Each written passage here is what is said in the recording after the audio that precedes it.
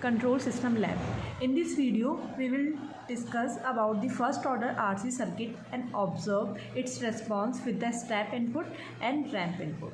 So, we consider a RC circuit. It is nothing but the series combination of a resistance and the capacitance. So, we will find out first the transfer function of this RC circuit.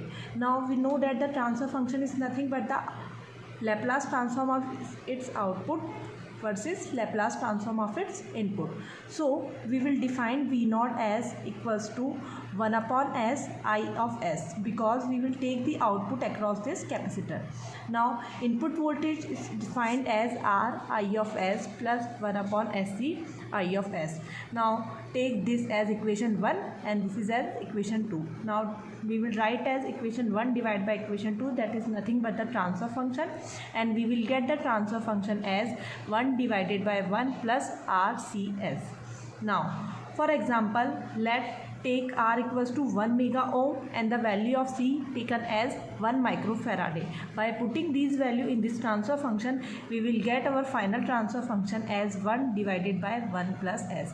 Now this is our final transfer function. Now we have to find the response of this transfer function with the step input and ramp input. For step input, Vi equals to Ut and its Laplace transform is defined as 1 upon S. Similarly for ramp input, ramp response, its Laplace transform is defined as 1 upon S square.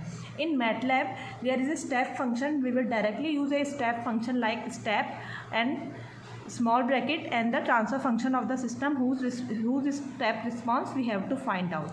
And for ramp, we don't use direct ramp command. Instead of this, we will use a step function and then in the small bracket we have to write the transfer function of a system divided by S. This S is nothing but the continuous time transfer function which we have to define in the MATLAB code. Now we will perform this code in MATLAB. Now we will write the code. So first define the denominator as n equals to capital bracket 1. This is the denominator. Numerator, now for denominator we will write as 1 because denominator is 1 plus S. So this is our denominator. Now we will define system as transfer function of numerator comma denominator. So we will get this transfer function. Now for step response, we will write the command step small bracket and our system transfer function. So this is the step response and hence we will find the diagram. So for step response, we will write step small bracket and the transfer function of the system, that is SYS system, which we have earlier defined in MATLAB command window. So we will get the step response like this. Now for the ramp response, we have to first define a variable as like this. This S is working as a continuous time transfer function.